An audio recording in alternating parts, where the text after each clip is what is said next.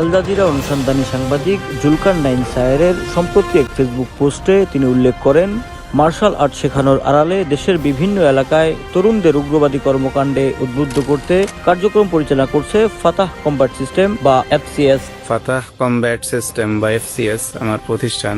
শাহ আমানত সাব্বির নামে এক ব্যক্তি সরাসরি নেতৃত্বে এর কার্যক্রম পরিচালনা হলেও এদের নেটওয়ার্ক বেশ বিস্তৃত। সংশ্লিষ্টতা রয়েছে আফগান ফেরত উগ্রপন্থীদের। এরা সম্মিলিতভাবে বসিলাতে বিদেশি প্রতিষ্ঠানের অর্থে আবাসন প্রকল্পের আড়ালে চালাচ্ছে তেহরিকে তালেবান পাকিস্তানের জন্য রিক্রুটমেন্ট প্রক্রিয়া। পাশাপাশি এই চক্রের টিটিপির আদলে তেহরিকে তালেবান বা বাংলাদেশে টিটিবি গঠনের চেষ্টাও চালাচ্ছে। ফাতাহ কমব্যাট সিস্টেম এখন পর্যন্ত খুলনা, যশোর, চাঁদপুর, যশোরের অভয়নগর উপজেলায় মার্শাল আর্ট সেন্টার পরিচালনা করছেন।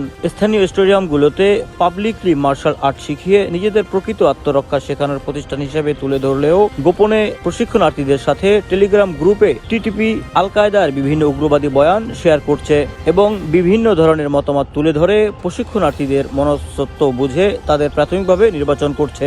পরবর্তীতে বাছাইকৃত যুবকদের প্রত্যন্ত চরাঞ্চলে নিয়ে সশস্ত্র প্রশিক্ষণ দিচ্ছে এবং টিটিপির হয়ে যুদ্ধ করতে আফগানিস্তানে পাঠানোরও ব্যবস্থা করছে। শাহ আমানত সাব্বিরের অন্যতম সহযোগী হলো মোহাম্মদ মাহফুজুর রহমান, যিনি সামাজিক যোগাযোগ মাধ্যমে বাংলাস্তানের জঙ্গি নামে একটি ফেসবুক পেজও পরিচালনা করছেন। মাহফুজ দেশের বিভিন্ন এলাকায় ফাতাহ কমব্যাট সিস্টেম পরিচালিত আখড়ায় প্রশিক্ষক হিসেবে গিয়ে বাছাই করেন বলে জানা যায়। এদের প্রচারণার কাজে ব্যবহার করা সকল মোবাইল নম্বরগুলো যাচাই করে নিশ্চিত হওয়া গেছে যে নম্বরগুলো ভিন্ন ভিন্ন ব্যক্তির নামে নিবন্ধিত।